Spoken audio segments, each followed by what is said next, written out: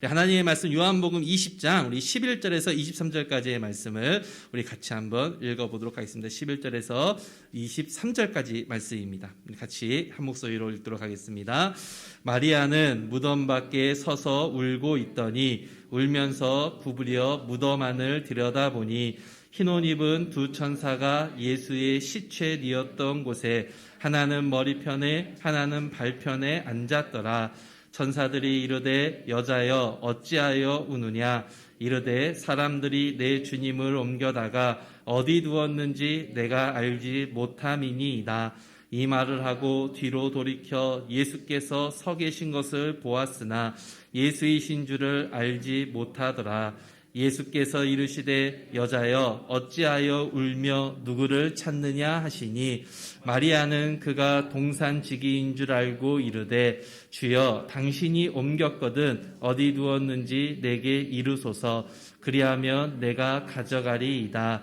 예수께서 마리아야 하시거늘 마리아가 돌이켜 히브리 말로 라보니 하니 이는 선생님이라 하는 말이라. 예수께서 이르시되 나를 붙들지 말라. 내가 아직 아버지께로 올라가지 아니하였노라.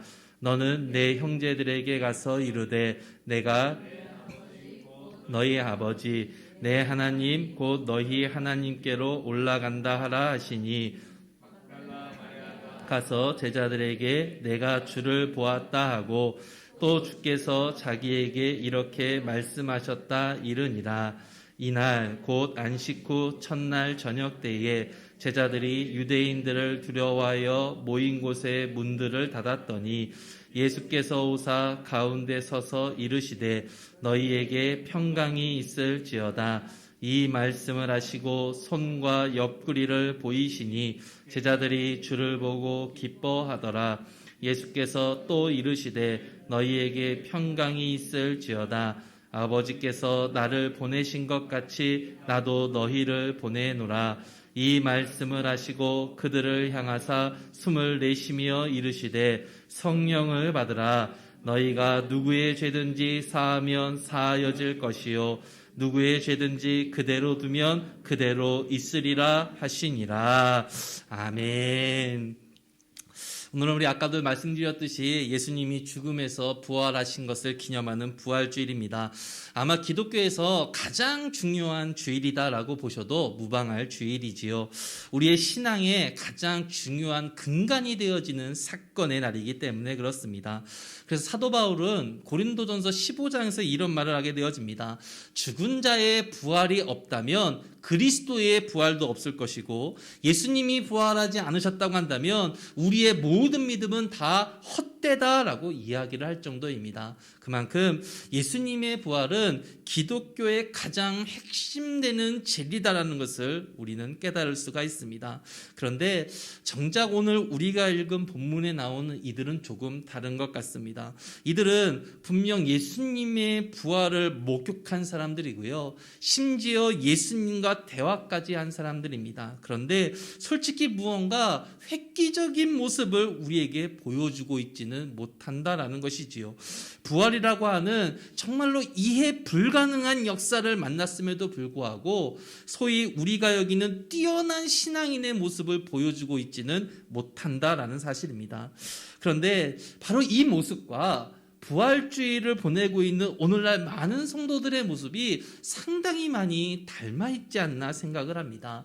분명 우리는 예수님을 믿고 있습니다. 그래서 최선을 다해서 예수님께 충성을 하려고 합니다. 오늘 세례와 입교를 통하여서 사람들 앞에서 나의 신앙을 고백함으로 예수님의 제자가 되었습니다라고 공언하기도 하고요. 또한 헌신과 봉사도 마다하지 않습니다. 그런데 그 다음에 무엇이 있었는지 한번 여러분 곰곰이 생각해 보시기 바랍니다. 종료주일과 고난주간과 부활주일을 보내면서 여러분 정말로 많은 시간을 특별하게 하나님께 드렸습니다. 평소와 분명 다른 한 주간을 보내었습니다. 부활주일을 맞이하여 이 시간 예배를 드림으로 하나님께 드렸던 그 수많은 헌신에 대한 절정도 맛보고 있습니다. 그런데 그 다음은 어떠했는가라는 이야기입니다.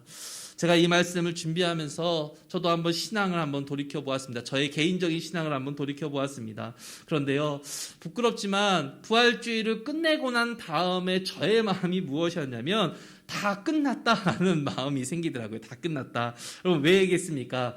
전도사 때나 부목사 때나 당연히 이 기간에 평소보다 많은 일들을 하잖아요. 그죠? 많은 일들을 하게 되어지니까 그 일들이 일단락이 되어졌으니 끝났다라는 생각을 솔직히 먼저 경험하였다는 겁니다. 문제는 이러한 마음이 계속적으로 매해 반복되다 보니까 고착화되어졌던 거예요. 그러다 보니 예수님의 부활이 우리의 신앙에 있어서 얼마나 중요한 것인가라는 것이 먼저 다가오는 것이 아니라 평소보다 더 힘든 한 주가 지나가겠구나, 평소보다 더 많은 일들을 해야겠구나, 조금 더 교회에 열심히 한 주를 보내야겠구나 하는 생각들이 더 먼저 찾아왔다라는 겁니다.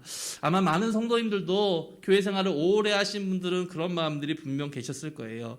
그런데 여러분 오해하지는 마십시오. 그런 마음이 잘못되어졌다, 그런 마음이 죄다라고 제가 지금 정죄하고 있는 것이 아니기 때문에 그렇습니다.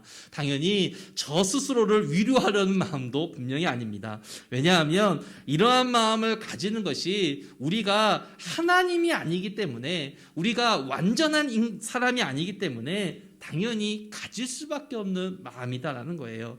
오늘 말씀에 등장하는 이들이 이것을 그대로 보여주고 있습니다. 실제로는 20장 전체를 좀 읽어야 하는데요. 보시면 예수님의 제자들이 등장을 하고 있습니다. 그리고 특별히 막달라 마리아와 도마를 따로 떼어서 조금 더 깊은 이야기를 우리에게 해주고 있습니다. 그리고 20장 전체에 흐르고 있는 가장 중심되어지는 단어는 의심이다라는 단어예요. 의심. 먼저 막달라 마리아가 안식 후 첫날 새벽에 예수님의 무덤을 찾아갑니다. 당연히 예수님이 부활을 하셨기 때문에 그 무덤은 빈 무덤이었지요. 이것을 보고 마리아가 제자들에게 이런 말을 하기 시작합니다. 20장 2절 말씀인데요. 우리 함께 읽어보도록 하겠습니다.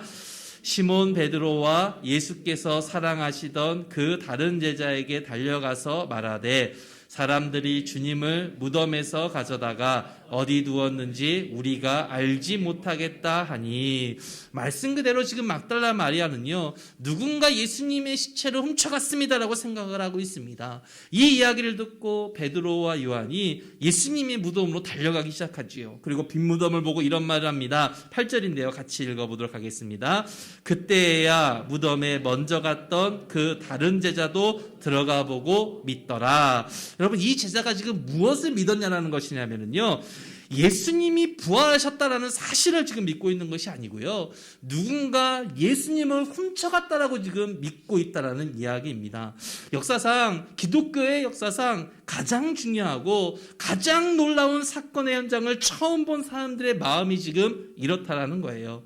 부활의 은혜로 감격과 영광 속에 있었던 것이 아니라 누군가가 예수님의 시신을 훔쳐갔다라는 생각에 사로잡혀서 분함과 억울함만 있었다라는 겁니다. 그런데 그 이유가 있어요. 성경은 그 이유를 이렇게 이야기합니다. 우리 9절과 10절 말씀도 같이 읽어보도록 하겠습니다.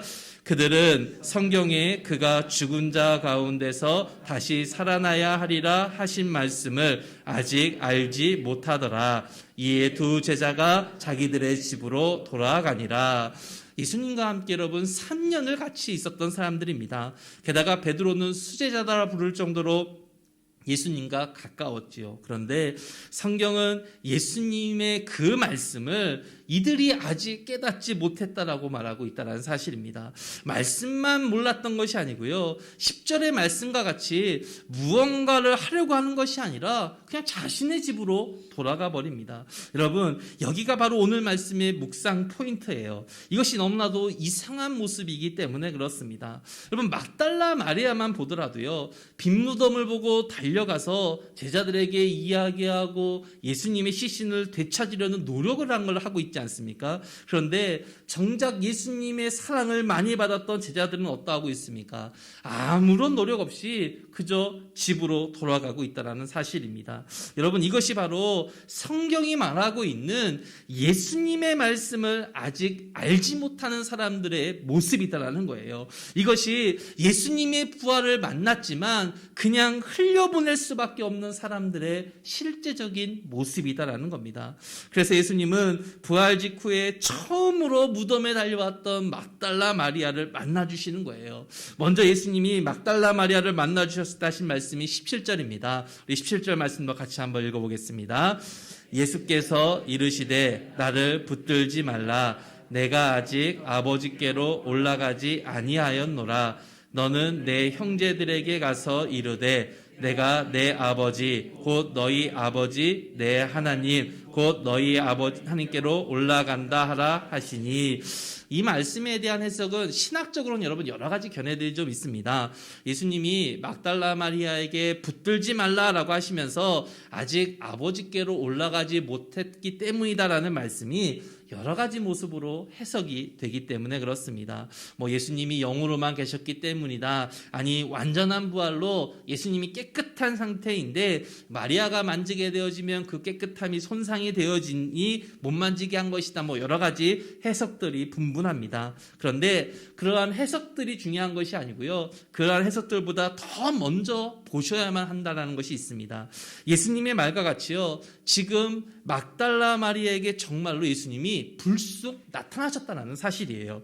예수님의 말과 같이 무언가를 지금 예수님이 하셔야 함에도 불구하고 의도적으로 급히 마리아를 만나주고 계신다라는 사실입니다. 여러분, 그것이 무엇입니까? 단 하나의 말씀이지요. 예수님이 살아나셨고 곧 하나님께로 올라가신다라는 이 이야기를 알려주시기 위하여서 막달라 마리아를 급하게 만나주셨다라는 것입니다. 그렇다면 마리아는 예수님의 이 마음을 정확하게 알고 있었을까라는 거예요.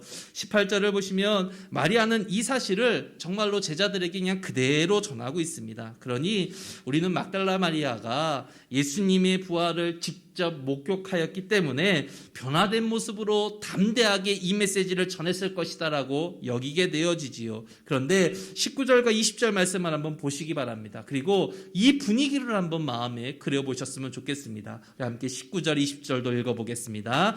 이날 곧 안식 후 첫날 저녁 때에 제자들이 유대인들을 두려워하여 모인 곳에 문들을 닫았더니 예수께서 오사 가운데 서서 이르시되 너희에게 평강이 있을지어다. 이 말씀을 하시고 손과 옆구리를 보이시니 제자들이 주를 보고 기뻐하더라. 여러분, 저녁이 되었습니다. 막달라 마리아가 예수님을 보고 예수님의 명령을 받은 지 시간이 하루 종일 흘렀다라는 이야기이지요. 그런데 여러분, 지금 제자들의 모습이 지금 어떠합니까?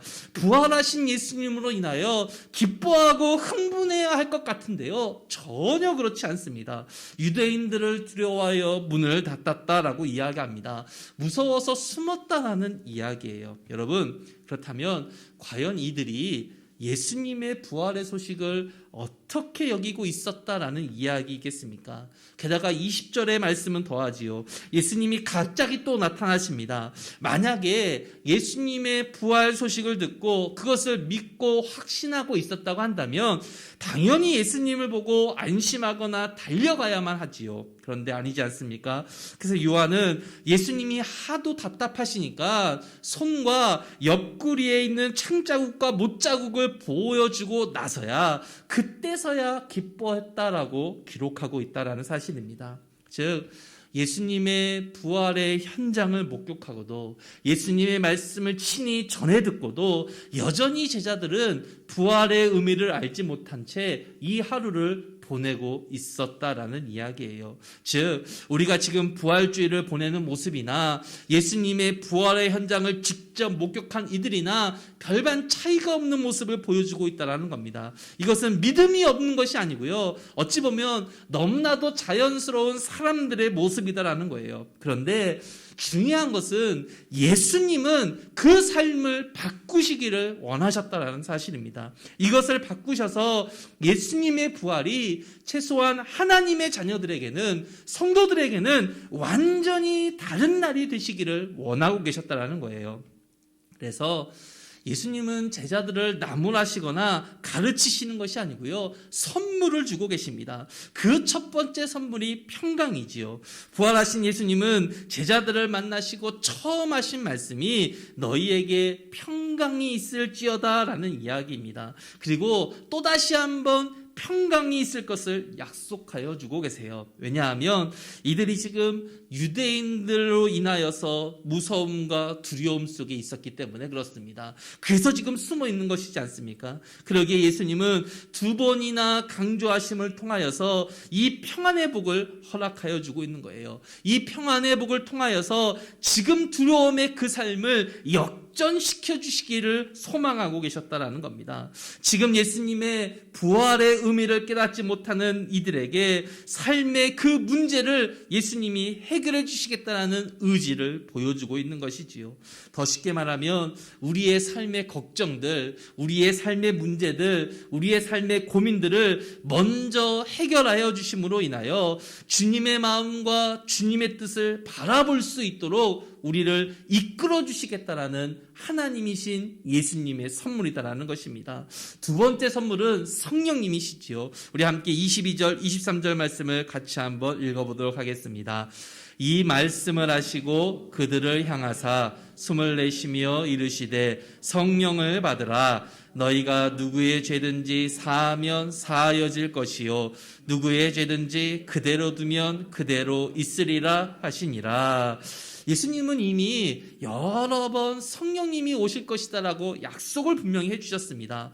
그리고 우리가 알고 있는 상식 속에서 여기가 아니고요. 예수님이 하늘로 올라가신 이후에 마가의 다락방에서 성령님이 임하셔서 성령님을 체험하게 되어지고 그때 예수님의 약속이 이루어진 것으로 바라봅니다. 그렇다면 지금 예수님이 제자들에게 성령을 받으라라고 하신 이 말의 의미가 무엇이겠는가라는 거예요.